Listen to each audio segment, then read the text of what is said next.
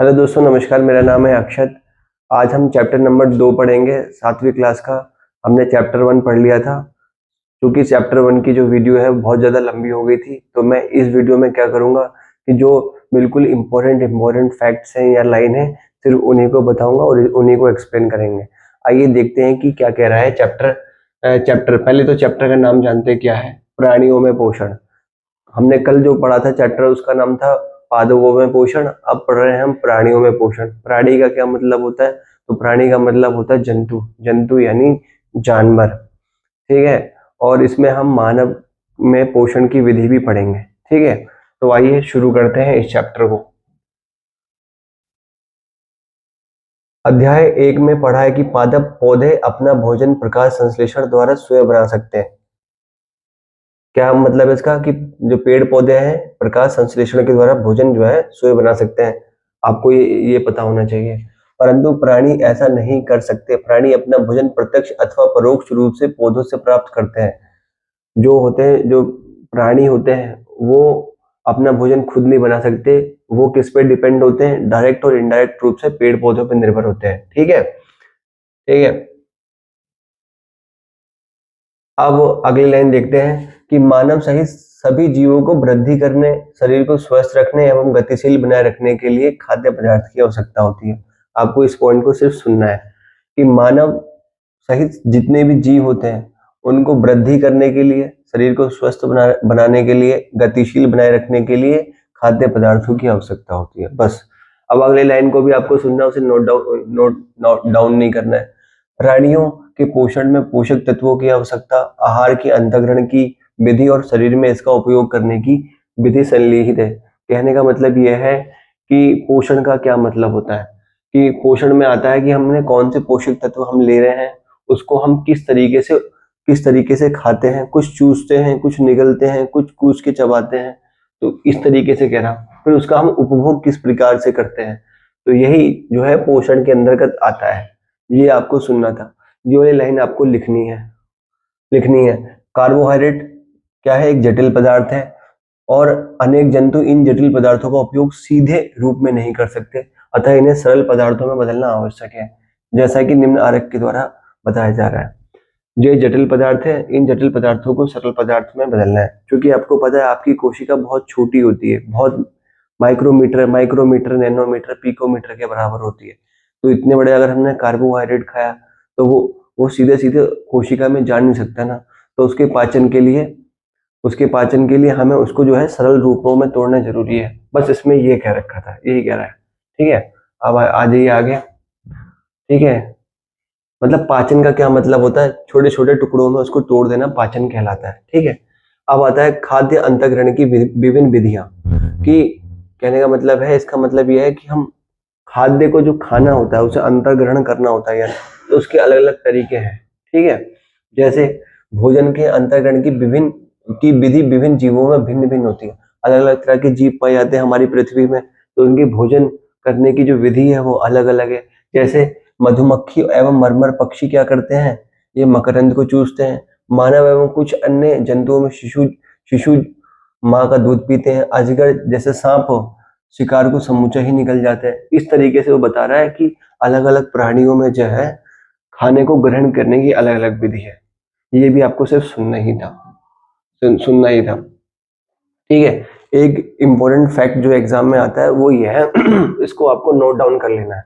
जैसे तो पूछेगा कि तारा मछली, स्टार फिश को क्या बोलते हैं? तारा मछली। पहला फैक्ट ये आएगा कि स्टार फिश को क्या कहते हैं? तारा मछली कहते हैं। और जो है कैल्शियम कार्बोनेट के कठोर कवच वाले जंतुओं का आहार करती है। इसकी खास बात क्या होती है? जिन भी जंतुओं में कैल्शियम कार्बोनेट की कवच होती है, जैसे घोंगा, घोंगा के ऊपर क्या होते हैं? कैल्शियम कार्बोनेट की कवच होती है। जो कठोर सा पार्ट होता है वो कैल्शियम कार्बोनेट का होता है।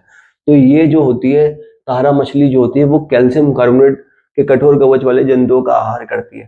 तो जब आहार करती है, उसको खाती है, तो उसके लिए जो है एक विशेष प्रक्रिया को अपनाती है। क्या करती है? ये कवच खोलने के बाद ये अपने मुख से अपना अमाशय बाहर निकालती है तथा जंतुओं के कोमल भागों को खाती है। क्या मतलब है? जैसे मान लो कैल्शियम कार्बोनेट वाले जीवों को खाती है तो उसका ये कवच को हटाती है। फिर क्या करती है? फिर अपना मुंह जो है, अपने मुंह से जो अपना पेट को बाहर लाती है, फिर उसको खाती है और फिर पेट को जो है अंदर ले जाती है। ये जो है स्टार फिश, जिसे तारा मछली कहते हैं, ये इसकी विशेषता है। ठीक है, ये आपको नोट डाउन कर लेना चाहिए था। अब इसको मानव में पाचन जहां मैं बताऊंगा वहां वहां आपको क्या नाम है लिख लेना है, बाकी इसको सुनना ही है। हम अपने मुख द्वारा भोजन का अंतर्ग्रहण करते हैं। हम भोजन जो है अपने मुंह के द्वारा ही तो खाते हैं। ठीक है, वही कह रहा है। इसे पचाते हैं तथा फिर उसका उपभोग करते हैं। आहार का बिना पचा भाग मल के रूप में निष्कासित हो जाता है। जो हमारी पोटी होती है, लैट्रिन होती है, वो क्या होता है, वो खाना होता है जो नहीं पच पाता और वो जो है बाहर निकाल दिया जाता है। ठीक है, क्या आपने कभी ये जानने का प्रयास किया है कि शरीर के अंदर भोजन का क्या होता है? भोजन एक सतत नली से गुजरता है जो मुख गुहिका से प्रारंभ होकर गुदा तक जाती है।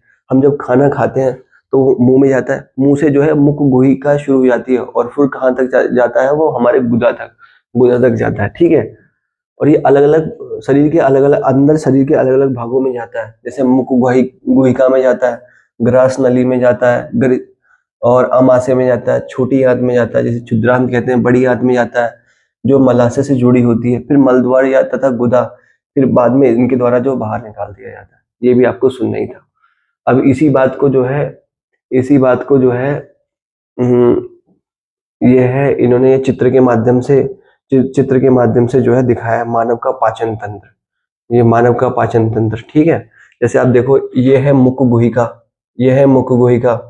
ठीक है, यहाँ पे लाला ग्रंथि है, फिर ये जो है हमारी ग्रशिका है, ये हमारा अमाशय है, ये अग्नाशय है, ये छोटी आंत है, ये बड़ी आंत है जो ये ऐसे दिख रही है, बड़ी आंत है, ये मलाशय है, ये गुदा है। ठीक है, थोड़ा सा यहाँ देखते हैं कि अमाशय की आंतरिक भित्ति क्षुद्रांत तथा आहार नाल से समृद्ध विभिन्न ग्रंथियों जैसे कि लाला ग्रंथि, यकृत।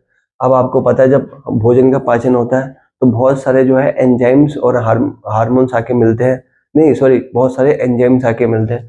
तो उन एंजाइम्स के बारे में बता रखा है, वो आगे आगे, आगे हम सीखेंगे। ये आपको सिर्फ सुनना ही था। मुख तथा मुख गुहिका, अब मैंने बताया कि मुख यही होता है, मुख ये है हमारा मुंह, और ये होता है मुख गुहिका। ये जो हो गया यहाँ से जब यहाँ तक जो होता है ये मुख गुहिका होता है। ठीक है, मुख गुहिका हो गया। भोजन का अंतःग्रहण मुख के द्वारा होता है। हम खाना कैसे खाते हैं, मुंह के द्वारा ही तो खाते हैं। ठीक है, आहार को शरीर के अंदर लेने की क्रिया को जो होता है अंतःग्रहण कहते हैं। तो आपको ये वाला पॉइंट आपको याद करना पड़ेगा, ये लिख लेना होगा कि जो आहार को शरीर के अंदर लेने की क्रिया क्या होती है, अंतर्ग्रहण कहलाता है। ठीक है, भोजन को हमने जैसे खाया तो वो प्रक्रिया क्या है, अंतर्ग्रहण कहलाती है। ठीक है, हम दांतों की सहायता से भोजन को चबाते हैं तथा यांत्रिक विधि द्वारा उसे छोटे छोटे टुकड़ों में पीस डालते हैं। ठीक है, प्रत्येक दांत मसूड़ों के बीच अलग अलग गर्तिका में धंसा होता है। हमारे दांतों की आकृति अलग अलग होती है। ठीक है, अलग अलग होती है। तो कहते हैं जब हम खाना खाते हैं तो खाना पहले कहा जाता है मुंह में जाता है, फिर मुंह में जो हम उसे दांत से जो है छोटे छोटे टुकड़ों में जो है उसे तोड़ देते हैं। तो हम जो है फिजिकल वर्क करते हैं ना उसमें, कि दांत के द्वारा उसे तोड़ते हैं, छोटे छोटे टुकड़ों में उसे तोड़ते हैं।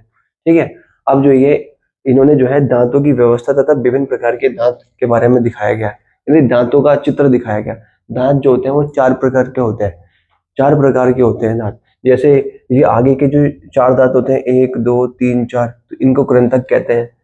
रत्नक ये वाले दांत होते हैं, एक और एक दो, ये एक और ये जो दो दांत होते हैं वो रत्नक होते हैं।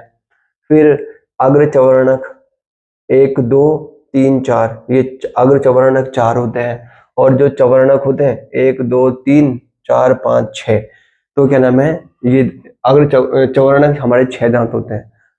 आपको पता चल गया कि कृंतक हमारे चार होते हैं, रत्नक हमारे दो होते हैं, और अग्र चवर्णक हमारे चार होते हैं, और चवर्णक हमारे छह होते हैं। ये सिर्फ ये नीचे के होते हैं, और ऊपर भी इसी तरीके से होते हैं।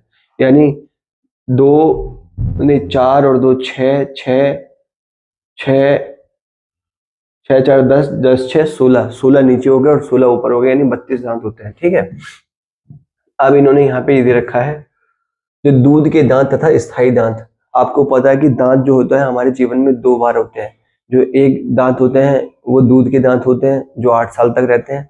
उसके बाद जो आते हैं वो स्थायी दांत आते हैं। देखो, क्या आपको याद है कि कुछ वर्ष पूर्व आपके दांत गिरने लगे थे? हमारे दांतों का प्रथम से सेट शैशव काल यानी बच्चे की अवस्था में ही निकलता है तथा लगभग 8 वर्ष की आयु तक सभी दांत गिर जाते हैं। इन्हें दूध के दांत कहते हैं। इसमें आपको जो है एक फैक्ट याद रखना है कि जो दूध के दांत होते हैं वो 8 वर्ष तक रहते हैं, उनको दूध के दांत कहते हैं, ठीक है। इन दांतों के स्थान पर दूसरे दांत निकलते हैं जिन्हें स्थायी दांत कहते हैं। जब ये दूध के दांत जब टूट जाते हैं तो उनकी जगह पे जो है स्थायी दांत आ जाते हैं, ठीक है, स्थायी दांत आ जाते हैं, ठीक है। अब यहाँ पे एक एक फैक्ट आपको याद रखना है, जब हम खाने को जब मुंह के अंदर डालते हैं तो मुंह के अंदर क्या होता है, हमारा लार होता है, क्योंकि लार एक चिपचिपा होता है। क्यों क्यों क्योंकि वो कि एक ग्रंथि से निकलता है, लाला ग्रंथि से निकलता है, जिसमें रस होता है, रस को ही उसको एंजाइम बोलते हैं। और वो क्या काम करता है, वो मंड को शर्करा में चेंज कर देता है। जो ये देखो, हमारे जो मुंह के अंदर जो लार होता है वो लाला रस होता है, जो क्या करता है वो चावल के मंड को शर्करा में बदल देता है। इस पॉइंट को आपको क्या नाम है, लिखना है, ठीक है, लिख लेना है, ठीक है, ठीक है। अब हम बात करते हैं जीभ के बारे में, क्योंकि हमारा खाना जो है मुंह के अंदर जा रहा है, तो मुंह के अंदर पहले हमने दांतों के बारे में देखा, फिर हमने फिर हमने देखा हमारे ये लार के बारे में देखा। अब थोड़ा हम जीभ के बारे में समझते हैं, ठीक है। जीभ एक कैसा है, एक पेशीय अंग है। एक पेशीय अंग का क्या मतलब होता है, जो अपनी जो है मसल्स को चलाता है, उसको बोलते हैं पेशीय अंग। जो पीछे की ओर मुख गुहिका के अधर तल से जुड़ी होती है, इसका अग्रभाग स्वतंत्र होता है और किसी भी दिशा में मुड़ सकती है। आपको पता है कि जीभ जो होती है पीछे जुड़ी होती है और आगे फ्रीली होती है, वो कहीं भी क्या नाम है ऊपर नीचे जा सकती है, ठीक है, ठीक है। अब अब जो है जीभ पर क्या है, स्वाद के विभिन्न विभिन्न कलिकाएं होती है ना, जो है जो हम जो क्या नाम है जीभ होती है हमारी, उसमें अलग अलग जो है स्वाद कलिकाएं होती हैं, नहीं जैसे ये स्वाद कलिकाएं होती हैं, तो हम भोजन का टेस्ट उससे क्या नाम है तय करते हैं। जैसे मीठा जो है यहाँ से पता चलता है कि इस वाले भाग से मीठा पता चलता है, इस वाले भाग से जो है नमकीन पता चलता है, इससे इससे जो है खट्टा पता चलता है इस वाले भाग से, और जो लास्ट वाले भाग से जो होता है वो कड़वा पता चलता है। तो पहले आगे वाले भाग से मीठा पता चल जाता है, ये साइड वाले से नमकीन पता चलता है, फिर जो है खट्टा पता चलता है, और लास्ट वाले में जो पार्ट है इससे जो है हमारा कड़वा पता चलता है, कड़वा कड़वा पता चलता है, ठीक है, ठीक है।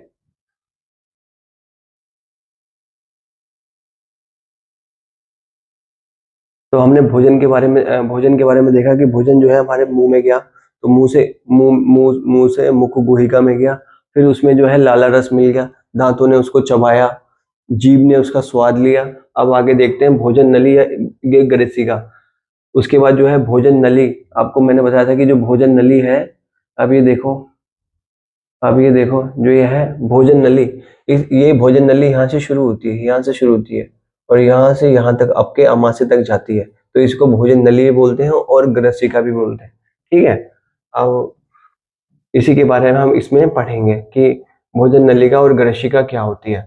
निगला हुआ ग्रास नली अथवा ग्रसिका में जाता है, जो हमने खाना खा के निगल दिया, यहाँ से नीचे चला गया, वो कहाँ जाता है, ग्रसिका में जाता है, ठीक है, ग्रसिका में जाता है। ग्रसिका की भित्ति के संकुचन से भोजन नीचे की ओर सरकता है। जैसे ये ग्रसिका दिखा रही है, तो ये इसमें कह रहा है कि भोजन जो है जब वो सिकुड़ता है या फैलता है तब नीचे आता है। मान लो जैसे भोजन को नीचे जाना है तो ये पहले फैलेगा, तो ये थोड़ा आगे आएगा और पीछे वाला पार्ट सिकुड़ जाएगा, ठीक है। उसी तरीके से और नीचे आएगा तो ये वाला पार्ट फैल जाएगा और पीछे वाला पार्ट सिकुड़ जाएगा। तो इसी को कह रहा है कि ग्रसिका की भित्ति के संकुचन से भोजन नीचे की ओर सरकता है। संकुचन मतलब पहले फैलता है, पहले फैलता है फिर संकुचित होता है, फैलता है फिर संकुचित होता है, ठीक है, और नीचे की ओर लगा रहता है। हम कभी कभी हमारा आमाशय खाए हुए भोजन को स्वीकार नहीं करता, फलस्वरूप बमन द्वारा उसे बाहर निकाल दिया जाता है। ऐसी घटना याद कीजिए जब भोजन के बाद आपने बमन किया होगा तथा इसके कारण के विषय में सोचिए। कभी कभी क्या होता है, हमने कोई खाना खाया और हमारा जो पेट है उसको स्वीकार नहीं कर पाता, तो क्या होता है, हमें उल्टी हो जाती है। तो ये वाले पार्ट को भी आपको याद ही करना था। तो इसमें आपको बस ये चीज समझनी है कि ये हमारी एक ग्रसिका होती है, यानी भोजन नली होती है। तो ये भोजन इसमें ऐसे जाता है और जाके कहाँ पहुंचता है, हमारे आमाशय में पहुंचता है, ठीक है, ग्रसिका में भोजन, ठीक। अब अगला पार्ट आता है कि हमारे अमाशय, अमाशय का मतलब होता है हमारा ये पेट पेट एक होता है अमाशय, अमाशय का मतलब होता है पेट, और एक होता है अग्नाशय, अग्नाशय एक दूसरा अंग है, ठीक है, दोनों में कंफ्यूज नहीं होना है। तो अमाशय तो अमाशय मोटी भित्ति वाला एक थैलीनुमा संरचना होता है। तो आपको याद रखना है कि मोटी भित्ति वाला होता है, यानी इसकी जो ऊपर का जो वो होती है, कवर होता है, ये बहुत मोटा होता है, मोटा होता है। एक थैलीनुमा संरचना होती है, जैसे ये थैलीनुमा संरचना होती है, ठीक है। और यह चपटा जे की आकृति का होता है। कैसे? ये जे नहीं बना हुआ है, ऐसे करके जे बना हुआ, तो जे की आकृति का होता है, ठीक है। आहार नल का सबसे चौड़ा भाग होता है। तो इस आपको फैक्ट को याद रखना पड़ेगा कि अमाशय जो होता है वो आहार नाल का सबसे चौड़ा पार्ट होता है। आहार नाल की प्रक्रिया में सबसे चौड़ा पार्ट कौन सा होता है? हमारा अमाशय होता है। क्योंकि आप ये देखो ना कि आहार नाल हमारा, आहार नाल कैसे है? आहार नाल हमारा यहाँ से शुरू हो रहा है और यहाँ खत्म हो रहा है, तो सबसे चौड़ा पार्ट यही तो है ना। हमारी बड़ी आंत चौड़ी है, ना छोटी आंत चौड़ी है, ना हमारा अग्नाशय चौड़ा है, ना हमारी मुख गुहिका चौड़ी है, ना ग्रसिका चौड़ी है। तो क्या हमारा अमाशय चौड़ा होता है। तो इसमें आपको ये वाला पॉइंट याद रखना है कि जो है अमाशय जो होता है सबसे चौड़ा पार्ट होता है, चौड़ा पार्ट होता है, ठीक है। ये आहार नल का सबसे चौड़ा भाग कौन होता है? वो अमाशय होता है। ये फैक्ट के रूप में आपसे एग्जाम में पूछ लिया जाएगा। यह एक और जो है ग्रेसिका से खाद्य प्राप्त करता है तथा दूसरी ओर क्षुद्रांत में खुलता है। ऊपर से जो है ग्रास नलिका से जुड़ा हुआ होता है और नीचे जो है छोटी आंत से जुड़ा हुआ होता है, ठीक है। ठीक है। अब ये भी आपको सिर्फ सुनना है, इसके बारे में ये कोई ज़्यादा इम्पोर्टेंट नहीं है। कभी-कभी जब आप जल्दी-जल्दी खाते हैं अथवा खाते समय बात करते हैं, आपको खांसी उठती है या हिचकी आती है अथवा घुटन का अनुभव होता है, ये खाद्य कणों के श्वास नली में प्रवेश करने के कारण होता है। श्वास नली नासिका से आने वाली वायु को फेफड़ों तक लेके आती है। ये ग्रेसिका के साथ चलती है, परंतु ग्रसनी में वायु एवं भोजन मार्ग एक ही होता है। फिर भी भोजन को श्वास नली में प्रवेश करने से किस प्रकार रोका जा सकता है? भोजन निकलने के समय एक मसल, कहने का मतलब यह है कभी-कभी हम जो है जल्दी खाना खाते हैं। तो क्योंकि यहाँ से जो यहाँ होता है ना, एपिग्लोटिस होता है, उसके बाद एक रास्ता जाता है हमारा फेफड़े के अंदर, एक जाता है हमारे ग्रसिका के अंदर। तो हमने जल्दी खाते हैं, तो गलती से अगर खाना हमारे फेफड़ों के अंदर चला गया, तो फेफड़ों में क्या हवा होती है, तो हवा जो है ऊपर की ओर प्रेशर मारती है, तो वो जो है हमारी जो है खांसी का कारण बन जाता है, ठीक है।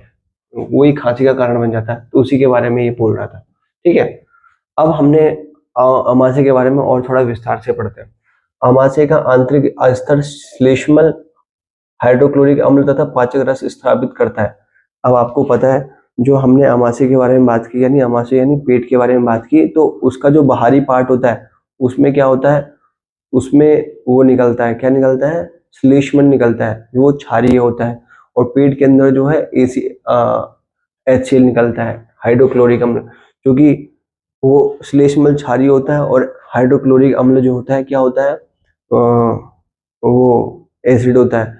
तो क्षार और एसिड जो है एक दूसरे का प्रभाव को क्या कर देते हैं? कम कर देते हैं, ठीक है। अब श्लेष्मल अमाशय के आंतरिक स्तर को सुरक्षा प्रदान करता है। आपको पता है कि HCl बहुत खतरनाक चीज होती है, वो तो हमारे जो है मसल्स को फाड़ देगी, लेकिन वो फाड़ नहीं पाती है। क्यों? क्योंकि उसके स्तर पे क्या है? श्लेष्मल होता है, जो कि होता है क्षारीय, और क्षार जो है अम्ल की मात्रा को जो है कम कर देता है, न्यूट्रल कर देता है। अम्ल अनेक ऐसे जीवाणुओं को नष्ट करता है जो भोजन के साथ वहां तक पहुंच जाते हैं। साथ ही ये माध्यम को अम्लीय बनाता है, जिससे पाचक रसों को क्रिया करने में सहायता मिलती है। पाचक रस प्रोटीन को सरल पदार्थों में विघटित कर सकता है। इसमें आपको 2 या 3 चीजों को क्या नाम है, इसको लिखना है, समझना है, लिखना भी है और समझना है। क्या? हमारे जो पेट में जो HCl होता है वो क्या काम करता है? वो जो है बैक्टीरिया को नष्ट कर देता है। क्या करता है? बैक्टीरिया को नष्ट करता है। दूसरी चीज, यह जो है भोजन को क्या है? अम्लीय बना देता है। अम्लीय बनाने का क्या फायदा होगा कि जो उसपे जो पाचक रस जो होते हैं, क्रिया करने में जो है उसको सहायता मिलती है, ठीक। और पाचक रस क्या करते हैं? पाचक रस किस चीज का कहने में पाचन करते हैं? तो प्रोटीन का पाचन करते हैं। तो हमसे सवाल पूछा जाएगा कि मुंह में किस चीज का पाचन होता है? तो कार्बोहाइड्रेट का पाचन होता है। और हमारे जो पेट में किस चीज का पाचन होता है? तो प्रोटीन का पाचन होता है, पेट यानी अमाशय में, ठीक है। अब आते हैं हमारी छोटी आंत के बारे में। छोटी आंत के बारे में ये कक्षा 7 से हम पढ़ रहे हैं, क्योंकि कक्षा 7 में चीजें बहुत ज्यादा क्या नाम है एक्सप्लेनेटरी नहीं है, ज्यादा कोई विस्तार से नहीं बताएगी, लेकिन आपको ये बेसिक नॉलेज के लिए और बहुत सरल भाषा में आपको बताया गया, इसलिए आपको पढ़ना जरूरी है, ठीक है। और ये फैक्ट जो है एग्जाम में डायरेक्ट पूछे जाते हैं। अगर आप जब पेपर प्रैक्टिस करेंगे तो आप इनको देख सकते हैं कि सीधे सीधे क्वेश्चन से पूछे गए। अभी है क्षुद्रांत। क्षुद्रांत का मतलब क्या होता है? छोटी आंत। छोटी आंत क्षुद्रांत लगभग 7.5 मीटर लंबी अत्यधिक कुंडलित नली है। तो आपको ये फैक्ट लिखना पड़ेगा कि जो छोटी आंत होता है वो कितनी होती है, 7.5 मीटर लंबी होती है। ये सीधे सीधे फैक्ट आता है। कभी कभी 7.5 मीटर नहीं होता है तो उसमें ये लिखा हुआ आता है कि कितने फीट में होती है। तो फीट अगर आपको लिखना है तो वो 32 फीट की होती है। ठीक है, यह यकृत तथा आमाशय से स्राव प्राप्त करती है। अब जो छोटी आंत क्या करती है, जो आमाशय से आने वाला जो खाना होता है उसको प्राप्त करती है, और अग्नाशय, अग्नाशय एक ऐसी चीज है जहां से एंजाइम और हार्मोन दोनों निकलते हैं, उनसे प्राप्त करती है। ठीक है, ठीक है। अब देखते हैं, यकृत जो है गहरे गहरे लाल भूरे रंग की ग्रंथि होती है। आपको ये वाला पॉइंट भी याद रखना है कि जो यकृत होता है हमारा लीवर, लीवर जो होती है वो ग्रंथि होती है। कौन से रंग की होती है, भूरे लाल लाल भूरे रंग की होती है। ठीक है, और ये उदर के ऊपरी भाग में दाहिनी ओर होती है। अब जैसे मैं आपको दिखाता हूँ, जैसे ये होता है हमारा ये होता है हमारा अमाशय यानी पेट होता है। ठीक है, ये और इसके जो ऊपर आप ये दिख रहे हो, ये देख रहे हो, तो ये जो होती है हमारी लीवर होती है, लीवर होती है। ठीक है, ये लीवर एक तरह की ग्रंथ, लीवर यानी यकृत, ये एक तरह की ग्रंथि होती है। और ये होता है हमारा अग्नाशय। अब जब पेट से यहाँ से जब भोजन आता है तो वो छोटी आंत में जाता है। ये होगी हमारी छोटी आंत। ठीक है, ये होगी हमारी छोटी आंत। जब छोटी आंत में जाता है तो पेट से वो भोजन प्राप्त करता है, और यहाँ से जो है अग्नाशय से जो है हार्मोन और एंजाइम प्राप्त करता है। और यकृत जो है हमारी ग्रंथि होती है, और ग्रंथि से क्या निकलता है, तो ग्रंथि से जो है हमारे एंजाइम्स भी निकलते हैं, हार्मोन भी निकलते हैं। तो इस वाले केस में क्या है वो आगे हम देखेंगे। ठीक है,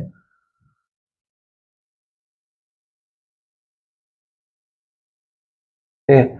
हाँ, तो हम यहाँ पे थे कि यकृत जो है गहरे लाल भूरे रंग की ग्रंथि होती है। इसको आपको लिखना है कि भूरे रंग की ग्रंथि होती है, जो उदर के ऊपरी भाग में दाहिनी ओर अवस्थित होती है। कहाँ पे, ऊपर की ओर। ठीक है, यह शरीर की सबसे बड़ी ग्रंथि होती है। इस बात को आपको नोट डाउन करना है कि जो यकृत जो होती है ग्रंथि होती है, और वो सबसे बड़ी ग्रंथि होती है शरीर की। यह पित्त रस स्रावित करती है जो एक थैली में संग्रहित होता है, रहता है। इसे पित्ताशय कहते हैं। ठीक है, यकृत के बारे में क्वेश्चन पूछेगा कि यकृत क्या होती है, तो यकृत एक ग्रंथि होती है, लाल भूरे रंग की ग्रंथि होती है, और सबसे बड़ी ग्रंथि होती है शरीर, मानव शरीर में। ठीक है, और इसका काम क्या होता है, ये जो होती है इसमें जो पित्त रस को स्रावित करती है, और जो पित्त रस कहाँ में होता है, वो पित्ताशय में होता है। ठीक है, पित्ताशय क्या होती है, एक थैली जैसी होती है संरचना, उसमें होती है। अब आगे देखो कि अग्नाशय हल्के पीले रंग की बड़ी ग्रंथि है जो अमाशय के ठीक नीचे स्थित होती है। हमने पहले पढ़ा अमाशय, अमाशय का मतलब होता है पेट, और एक दूसरा अंग होता है अग्नाशय जो उसके नीचे होता है। मैंने आपको दिखाया था अग्नाशय जो होता है नीचे होता है। अग्नाशय हल्के पीले रंग की एक बड़ी ग्रंथि होती है जो अमाशय के ठीक नीचे होती है। आपको ये याद रखना है कि अग्नाशय जो पीले रंग की ग्रंथि होती है, बड़ी ग्रंथि होती है, और अमाशय की जो होती है ठीक नीचे होती है। ठीक है, अब इससे क्या इंपॉर्टेंट बात निकल के आती है कि अग्नाशिक रस कार्बोहाइड्रेट एवं प्रोटीन पर क्रिया करता है तथा इसको उनको सरल रूप में परिवर्तित कर देता है। आंशिक रूप से पचा भोजन। अब ठीक है, यहाँ तक समझते हैं। कहने का मतलब जो अग्नाशय से जो होता है एंजाइम भी निकलते हैं और हार्मोन भी निकलते हैं, और वो ऐसे एंजाइम और हार्मोन होते हैं जो भोजन को पूरी तरीके से पचा देते हैं। इसमें कार्बोहाइड्रेट, प्रोटीन और वसा तीनों का पाचन होता है, और पूर्ण पूर्ण रूप से पाचन होता है। ये जो एंजाइम और पाचक रस को देती है, और देती कहाँ पे है, छोटी आंत में। तो छोटी आंत में ही प्रोसेस हो रहा होता है। ठीक है, उसको सरल रूपों में परिवर्तित कर देती है। अगर ये बात को आपको समझ भी नहीं आया तो मैं इसको ऐसे बताता हूँ कि जो ये पाचन की प्रक्रिया कहाँ होती है, वो होती छोटी आंत में है, लेकिन जो अग्नाशय होता है, वो अग्नाशय हार्मोन और एंजाइम जो होता है लाके कहाँ देता है, वो छोटी वाली आंत में देता है। ठीक है, तो वहां पे जो है पूरी तरीके से पूर्ण पाचन में आता है। तो आपसे एग्जाम में क्वेश्चन ये पूछेगा कि पूर्ण पाचक स्थल कौन सा होता है, तो छोटी आंत आंत दो जो होती है वो पूर्ण पाचक स्थल होती है। ठीक है, यहाँ आंत आंत रस पाचन क्रिया को पूर्ण कर देता है। कार्बोहाइड्रेट जो होता है, अब देखो यहाँ पे पूरी तरीके से पाचन होता है ना। ठीक है, तो कार्बोहाइड्रेट जो है वो ग्लूकोज में चेंज हो जाता है। वसा जो होती है हमारे वसा अम्ल और ग्लिसरॉल में चेंज होती है, और प्रोटीन जो है एमिनो अम्ल में चेंज हो जाता है।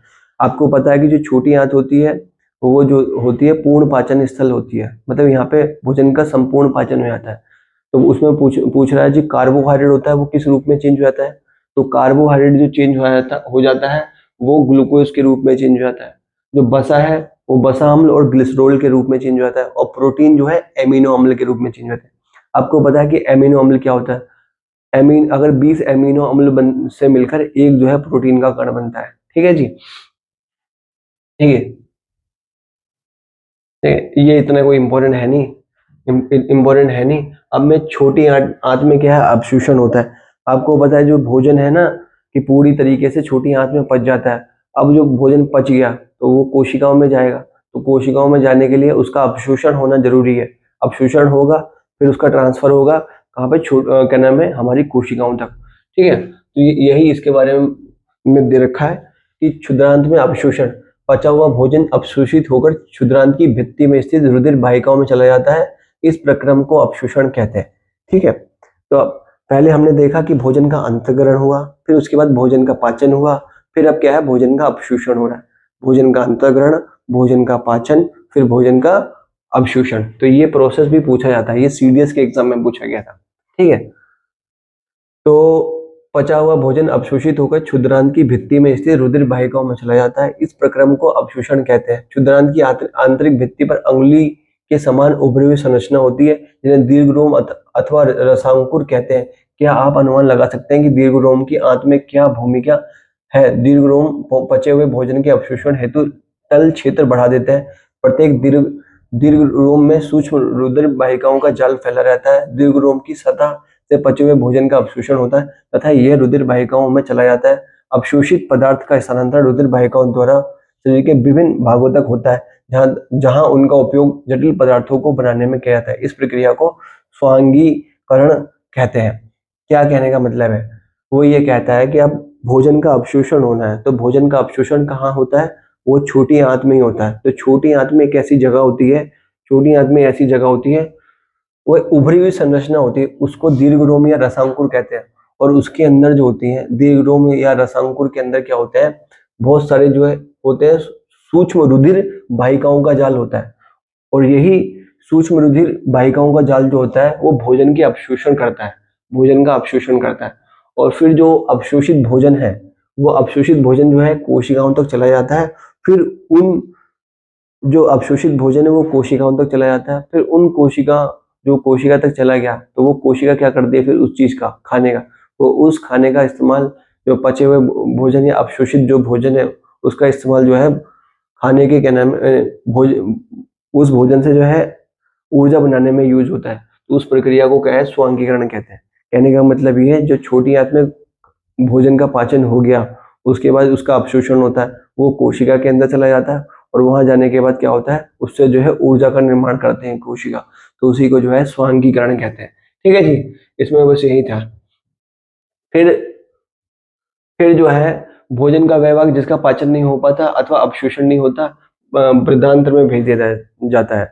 यानी अब जो खाना जिसका पाचन और अवशोषण नहीं होता वो कहाँ पे, बड़ी आंत में भेज दिया जाता है। ठीक है, अब हम बड़ी आंत के बारे में पढ़ेंगे। ठीक है, कि बड़ी आंत को बृहदान्त्र बोलते हैं। बृहदान्त्र क्षुद्रांत की अपेक्षा चौड़ी व छोटी होती है। इसकी जो बड़ी आंत जो होती है वो छोटी होती है, हाँ, लेकिन नाम बड़ी है लेकिन होती छोटी है। लेकिन बड़ी किस चीज में होती है, चौड़ाई में बड़ी होती है।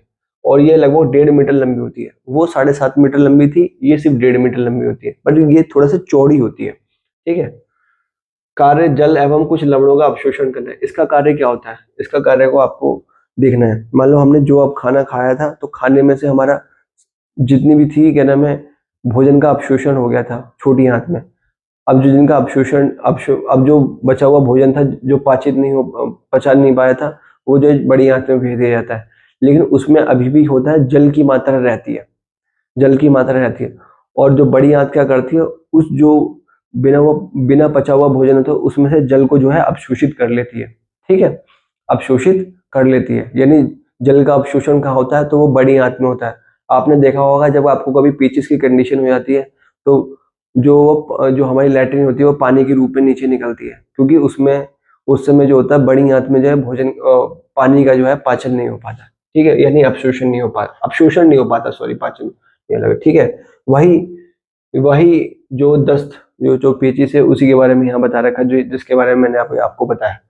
और उसको रोकने के लिए हमें जीवन रक्षक घोल की जरूरत होती है, जीवन रक्षक घोल की जरूरत होती है, क्योंकि हमारे शरीर में पानी की कमी हो जाती है।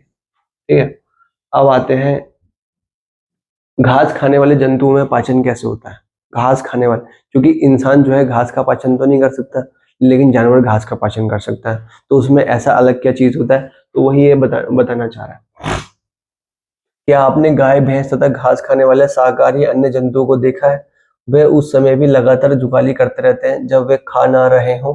वास्तव में वे पहले घास को जल्दी जल्दी निकलकर अमाशय के एक भाग में भंडारित कर लेते हैं। यह भाग रूमेन यानी प्रथम अमाशय कहलाता है। रूमिनेंट में अमाशय 4 भागों में बटा होता है। रूमेन में भोजन का आंशिक पाचन होता है, जिसे जुगाल कहते हैं, परंतु बाद में जंतु इसको छोटे छोटे पिंडकों के रूप में पुनः मुख में लाता है और जिसे वह चबाता रहता है। इस प्रक्रम को रोमंथन कहते हैं। आप ये समझो, जो गाय भैंस क्या होती है, ज्यादातर आपने गाय या ज्यादातर आपने भैंसों में ही देखा होगा कि भैंस क्या होती है, जल्दी जल्दी जल्दी जल्दी जल्दी जल्दी जो है वो खाने को खा लेती है, यानी घास को खा लेती है, घास को खा लेती है। तो जो इनका जो पेट होता है वो 4 पार्ट्स में बटा हुआ होता है, 4 पार्ट्स को बटा हुआ होता है। तो उसका जो ये वाला बड़ा वाला पार्ट होता है, यानी पहला जो पार्ट होता है, पेट का जो पहला पार्ट होता है, उसको रूमेन बोलते हैं। कहने का मतलब ये है कि जो गाय भैंस होती है ना, उनका जो पेट होता है वो 4 भागों में बटा होता है। तो इनका जो सबसे जो आगे वाला जो भाग होता है उसको हम रूमेन कहते हैं, रूमेन रूमेन कहते हैं। तो ठीक है, जब वास्तव में जब में वे पहले घास को जल्दी जल्दी निकलकर अमाशय के एक भाग में भंडारित कर लेते हैं। कहाँ पे? रूमेन में वो उसको स्टोर कर लेते हैं। ठीक है, वो रूमेन यानी प्रथम अमाशय कहलाता है। रूमिनेंट में अमाशय 4 भागों में बटा होता है। तो ये कितना है? 4 भागों में बटा होता है। ठीक है, रूमेन में भोजन का आंशिक पाचन होता है, जिसे जुगाल करते हैं। अब ये जल्दी जल्दी खा लेते हैं और बाद में क्या होता है, ये मुंह चलाते रहते हैं, ऐसे ऐसे ऐसे ऐसे चलाते रहते हैं। तो ये क्यों चलाते रहते हैं? क्योंकि यहाँ से भोजन को ही वापस लाते हैं और फिर बाद में जो है उसको पचाते हैं, तभी वो मुंह चलाते रहते हैं। कहने का मतलब ये है कि पहले तो वो जल्दी जल्दी जल्दी जल्दी जल्दी जो है घास को उन्होंने खा लिया, लेकिन वो घास जो है जल्दी जल्दी खाने में पच नहीं पाती है, तो वो कहाँ? अमाशय में रहती है, अमाशय के पहले वाले पार्ट में रहती है। फिर वापस उसको लेके आते हैं और फिर जो है तो उसको चबाते रहते हैं। तभी देखते हो गए आप, क्या है, जो है गाय जो है ऐसे ऐसे जुगाली करती रहती है। ठीक है, तो उस जुगाली को ही हम, जुगाली जो शब्द आया वो ये जो इससे आया है हमारे रूमेन से। रूमेन को रोमंथन कहते हैं, जो इस प्रक्रिया को करते हैं उसको रोमंथन कहते हैं या जुगाली कहते हैं। ठीक है, यही है इसमें। ठीक है, घास में सेलुलोज की प्रचुरता होती है, जो एक प्रकार का कार्बोहाइड्रेट है। आपको ये याद रखना पड़ेगा कि घास क्या है? एक सेलुलोज होता है। घास क्या होता है? एक सेलुलोज होता है, जो एक प्रकार का कार्बोहाइड्रेट है। आपको याद रखना पड़ेगा कि सेलुलोज जो होती है, वो घास जो है सेलुलोज होती है और सेलुलोज जो है कार्बोहाइड्रेट होती है। किसी रूमिनेंट अथवा रोमंथी पशु, हिरन आदि के रूमेन में सेलुलोज का पाचन करने वाले जीवाणु पाए जाते हैं। बहुत से जंतु हैं मानव सेलुलोज का पाचन नहीं कर सकते। कहने का मतलब ये कहना चाह रहा है कि इंसान जो है वो घास का पाचन नहीं कर सकता, जबकि जो हिरन है, गाय है, भैंस है, ये जो है घास का पाचन या सेलुलोज का पाचन कर ले रहे हैं। घास का मतलब ये सेलुलोज का पाचन कर ले। क्यों? क्योंकि उनके जो पेट में जो होते हैं, पेट में है कुछ जो है बैक्टीरिया पाए जाते हैं, पाचन करने वाले बैक्टीरिया पाए जाते हैं, और इंसानों में जो है वो बैक्टीरिया नहीं पाए जाते हैं। इस कारण वह उसका पाचन नहीं कर पाते हैं। जानवरों जैसे घोड़ा, खरगोश आदि में छोटी आंत एवं बड़ी आंत के बीच एक थैलीनुमा बड़ी संरचना होती है। भोजन के सेलुलोज का पाचन यहाँ पर कुछ जीवाणुओं के द्वारा किया जाता है, जो मनुष्य के आहार नाल में उपस्थित होता है। क्या कह रहा है? मैंने आपको बताया कि जो छोटी आंत और बड़ी आंत के बीच में एक थैलीनुमा संरचना होती है, और उसमें क्या है? बैक्टीरिया पाए जाते हैं, और वही बैक्टीरिया जो है सेलुलोज का पाचन करते हैं। और हमारे जो इंसानों के शरीर में वो वाले बैक्टीरिया नहीं होते, तो इसलिए जो है हमारे यहाँ सेलुलोज का पाचन नहीं होता हमारे शरीर में। ठीक है, अब देखते हैं अमीबा में संभरण एवं पाचन। अमीबा अमीबा एक बहुत इंपॉर्टेंट जीव है। उस इससे जो है डायरेक्ट क्वेश्चन एग्जाम में पूछा जाता है, तो इसके बारे में देखते हैं। ठीक है, पाचन और संभरण। ठीक है, अमीबा जलाशय में पाए जाने वाला एक कोशिक जीव है। तो ये एग्जाम में पूछा जाता है कि अमीबा एक कोशिकीय जीव है या बहुकोशिकीय जीव है। तो अमीबा जो होता है एक कोशिकीय जीव है। अमीबा की कोशिका में एक कोशिका झिल्ली होती है और एक गोल सघन केंद्रक एवं एवं कोशिका कोशिका द्रव्य में बुलबुले के समान अनेक धानियां होती है। क्या? आपको ये वाला पॉइंट भी लिखना होगा कि अमीबा की कोशिका में एक कोशिका झिल्ली होती है तथा एक गोल सघन केंद्र तथा कोशिका कोशिका धानी होती है। यदि आपको ये वाला पॉइंट याद रख लो कि अमीबा जो है एक कोशिकीय जीव है, उसके अंदर जो है एक कोशिका झिल्ली होती है और उसमें एक केंद्रक होता है और कोशिका धानी पाई जाती है। ठीक है, ये है हमारी जो है अमीबा। अमीबा जो एक कोशिकीय जीव है उसकी संरचना, ये है केंद्रक, ये है उसके पैर, ये है खाद्य कणिका का अंतःकरण, ये है खाद्य धानियां, बहिक्षेपित अपशिष्ट पदार्थ को ये ऐसे निकाल रहा बाहर। तो आइए इसके बारे में और जानते हैं। अमीबा जो एक कोशिका जीव है उसमें केंद्रक है, कोशिका झिल्ली है और जो है अनेक जो है धानियां होती है। अमीबा जो है निरंतर अपनी आकृति एवं स्थिति बदलता रहता है। अमीबा एक कोशिकीय जीव है जिसकी कोई फिक्स संरचना नहीं होती है, फिक्स कोई शरीर का आकार नहीं होता है, वो अपने आकार और अपने रूप को जो है बदलता रहता है। कभी जैसे कभी इस टांग को बड़ा कर लेगा तो कभी इस टांग को बड़ा कर लेगा, कभी यहाँ से फैला लेगा, तो उसकी कोई फिक्स संरचना ही नहीं होती। और वह ऐसा क्यों करता है? जब उस भोजन जहाँ उसे भोजन मिलेगा तो भोजन के को देखते हुए वो करता है, ठीक है, भोजन की क्या स्थिति है उसको देखते हुए करता है। तो आपको ये भी याद रखना है कि अमीबा जो है अपनी आकृति एवं स्थिति बदलता रहता है। क्वेश्चन ये पूछा जाता है कि अमीबा जो है उसकी आकृति निश्चित होती है, ये नहीं होती है। तो उसकी आकृति निश्चित नहीं होती है। यह एक अथवा अधिक अंगुलियों के समान प्रवर्ध निकालता है। प्रवर्ध का मतलब है पैर निकालता है, ठीक है, जिन्हें पादाप यानी कृत्रिम पांव कहते हैं। कृत्रिम पांव जो इन्हें गति देने एवं भोजन पकड़ने में सहायता करता है। जैसे जैसे मान लो ये है, यहाँ पर कोई खाना है तो वो इसको भी निकाल देगा और इसको भी निकाल देगा, तो वही उसके क्या हो जाएंगे? पैर हो जाएंगे। और उसके बीच में जो है खाने को फंसा लेगा, ठीक है, खाने को फंसा लेगा। तो जो इन्हें गति करने एवं भोजन को पकड़ने में सहायता करते हैं। अमीबा कुछ सूक्ष्म जीवों का आहार करता है। जब इसे भोजन का आभास होता है तो यह खाद्य कण के चारों ओर पादा विकसित करके उसे निगल लेता है। खाद्य पदार्थ उसकी खाद्य धनी में फंस जाते हैं। मैंने क्या बताया आपको? जैसे इसके पैर है, ये जो है पैर इसको आगे निकाल लेगा, इसको आगे निकाल लेगा और खाने को क्या नाम है अपने बीच में फंसा लेगा। फिर ये खाना जो है उसकी रसधानी में जाएगा और फिर उसको जाके वो उसको पचा देगा। तो यही होता है। तो इससे क्वेश्चन और आता है कि अमीबा में जो है जो खाना जो है खाने का जो पाचन होता है वो कहाँ होता है? वो खाद्य धानी में होता है, ठीक है, ठीक है। अब खाद्य धानी में ही पाचक रस स्थापित होते हैं, क्योंकि वहां पे पाचक एंजाइम होते हैं तो खाने को पचाते हैं, जो खाद्य पदार्थ पर क्रिया करके उन्हें सरल पदार्थों में बदल देते हैं। पचा हुआ खाद्य धीरे धीरे अवशोषित हो जाता है। अवशोषित पदार्थ अमीबा की वृद्धि, रखरखाव एवं गुणन के लिए उपयोग किए जाते हैं। बिना पचा अपशिष्ट खाद्य धानी द्वारा बाहर निकाल दिया जाता है, ठीक है, ठीक है। तो इस तरीके से बच्चों ये चैप्टर हमारा हो गया खत्म, और ये चैप्टर हमारा बहुत इंपॉर्टेंट था। अगर आप इसको ध्यान से सुना होगा और आपने इसका नोट्स लिखे होंगे तो ये चैप्टर आपके लिए बहुत इंपॉर्टेंट होने वाला है। Thank you.